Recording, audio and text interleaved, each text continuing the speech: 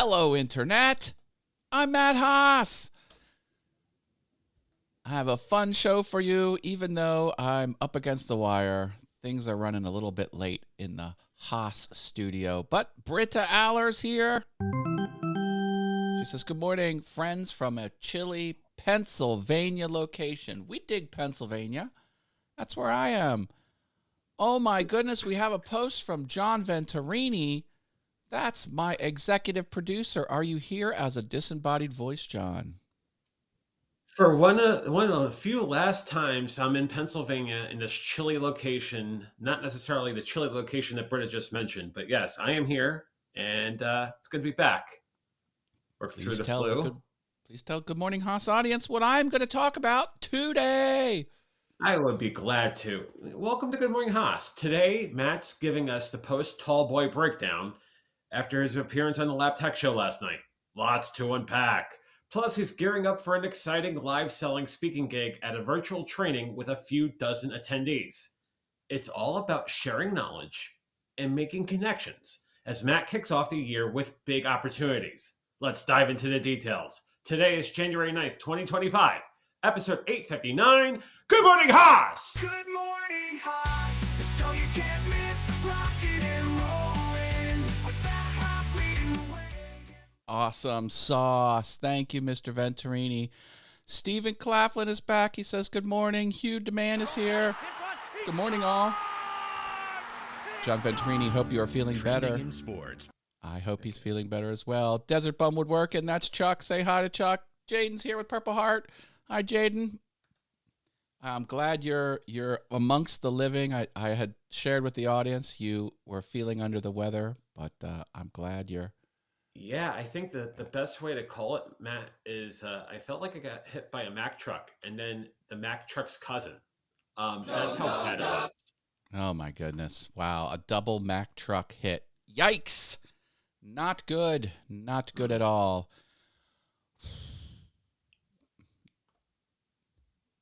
Were you watching live from Vegas yesterday?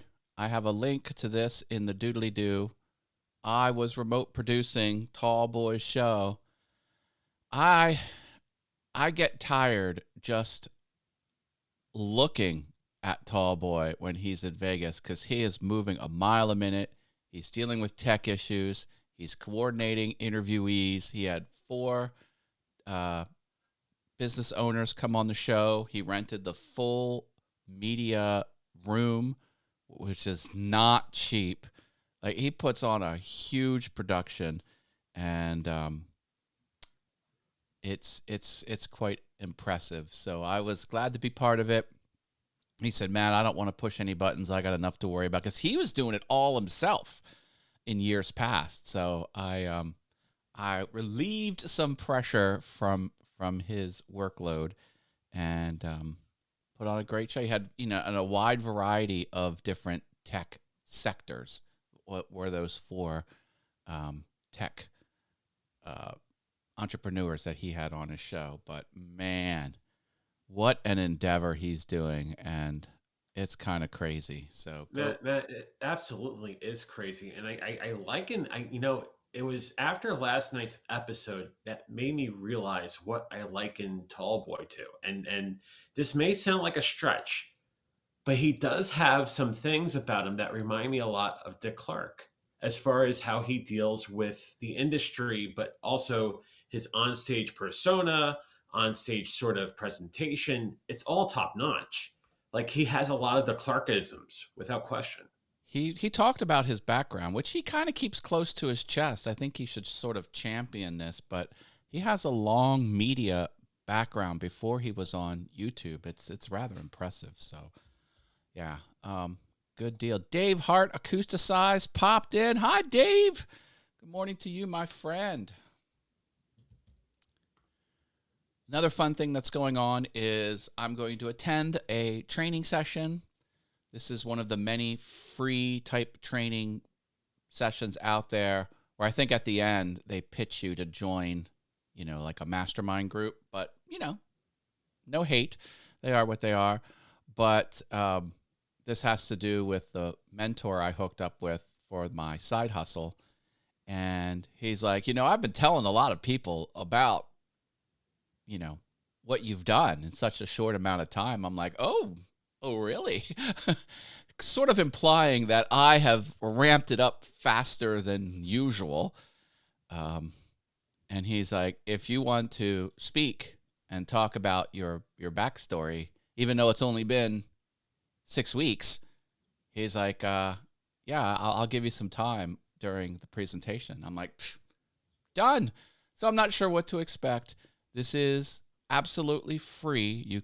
And if you go to billythorpe.live, you could sign up for it. THORPE, Billy, BILLY. I think it's at 8 p.m. tonight, maybe 7. I don't know. It's this evening. And what the topic is, how to do shoppable videos. So how to engage with brokers and merchants that have products that they want someone to demonstrate on camera. So that's half of it. And then the other half is how to unload the merchandise and sell it with a focus on live selling. Live selling is the future of commerce. And it's fun to see different tech industries from the ground level. I've got to experience YouTube back in the day when YouTube was pretty in its infancy, where there was only the subscribe button and I think the like button, but there were no bell buttons and things like that. And I got to see Twitter take off. I got to see a few things, a few different types of social media. I don't know what you even call it. Different industries take off because microblogging, like Twitter or X, didn't exist. And then I got to see it exist. Now there's this thing called live selling, and holy crap. So he's going to talk about the ins and outs of that, which is really what I need the most knowledge about. So it's going to be fun. It's going to be fun. Look who's here. It's Tech Troublemaker.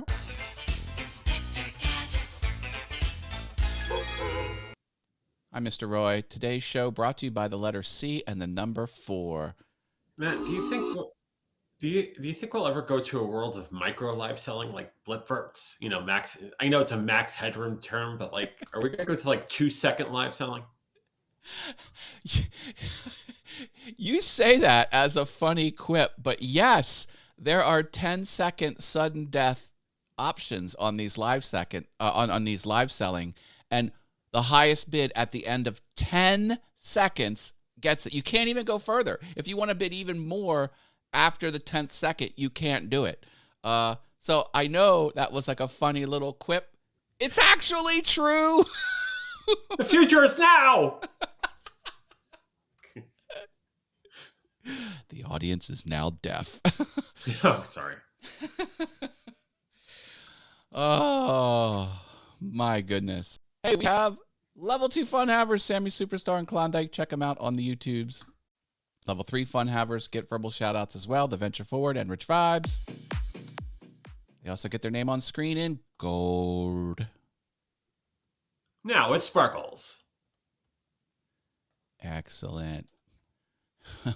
Bye now. Oh, that was 4 B's. Bye now. Sorry. I have to read accurately.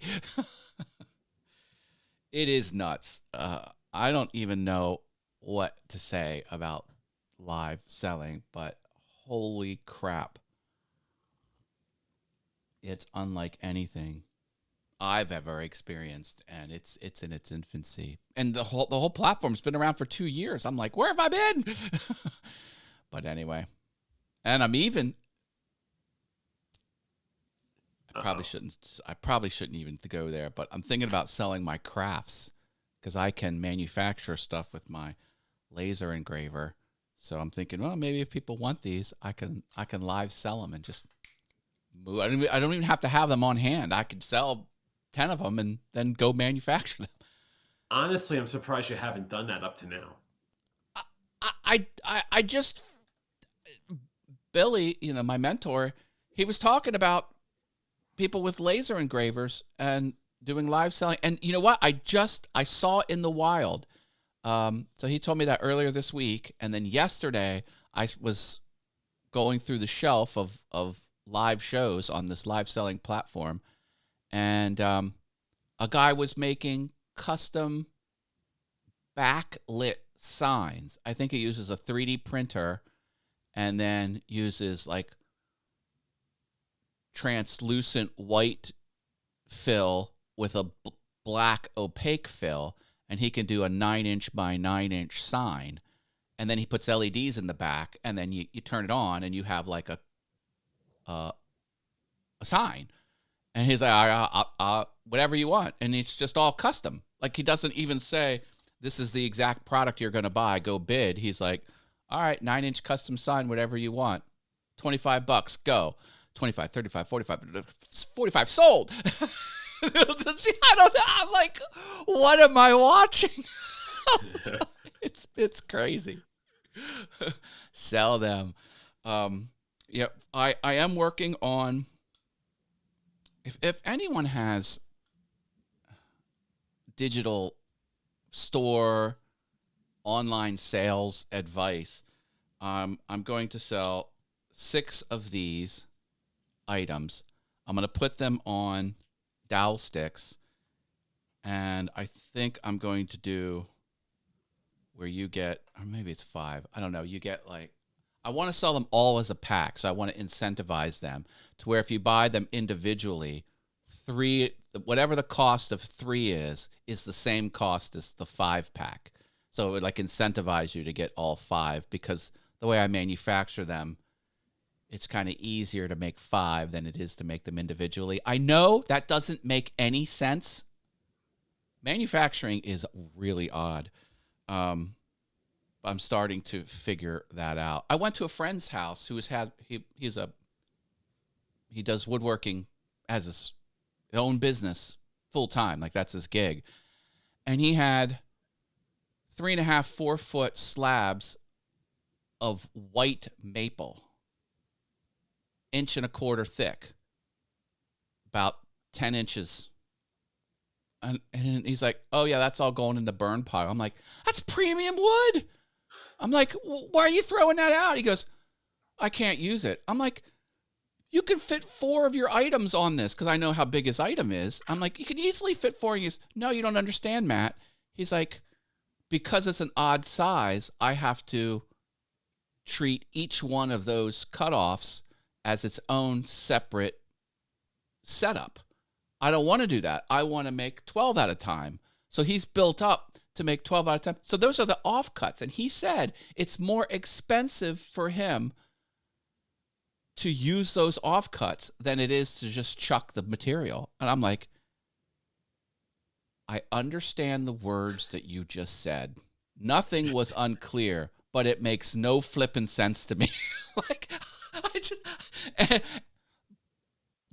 did anything I just say make sense? Because I'm starting to learn that, yeah, it's cheaper to make 5 than it is to make 3 individual.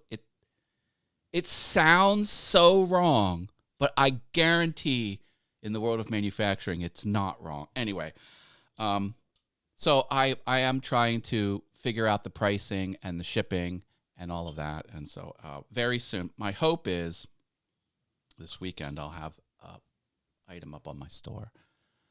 That's what I'm doing. And I'm doing all of this on top of being 6 weeks into my new side hustle. I'm crazy. I just think I'm completely nuts. You're living the dream, Matt. You are living the dream. I'm telling you, man. Now that I've stepped away from this web development job, I feel like I need to fill every minute with whatever the hell I want to fill. Like I'm not. It's like a mental thing. I can't explain. This is the show where I can't explain topics because they're so grandiose and mind-blowing, at least to me. You know what they say, Matt? When one door closes, two doors open, and certainly the fact that you're in a deluge of new opportunities and new, I guess, swim lanes, if you will. We're going to talk project management. Yeah, and it's very understandable. I'm figuring it out. My whole career, one phrase has summed up all of my professional activities. And I kind of came up with, at least I think I did. Maybe I didn't. Who really comes up with anything? I probably was influenced somewhere along the line. Organize the chaos. It's kind of what I do. I organize. This is a chaotic thing with materials and, processes. Get it all figured out and get it humming. Same thing with the shoppable videos. I was taking in the data, keeping track of things. I'm like, that's not right. I've tweaked it 5 or 6 times. Now my Notion is self-aware, and I don't organize the chaos. I better jump off. Thank you, everyone. Did we do a Mario sound? Now we just did. If you haven't put Mario in, you've got 15 seconds. Let's go. Speed Mario. Like speed selling. Well, it's good to have you on the show. It's good to be back. Glad you're back. I see some people popped in. Hi, Laura. All right, I'm jumping off. Love you all. And there's Einar. Say hi and bye to Einar Riss Hansen from CS Live DK. Jumping off. Take care. Love you all. Bye. Peace. Oh, here they come. Marios are coming in. Quick. 5 Quick seconds. like a bunny. 5 seconds. Okay, bye.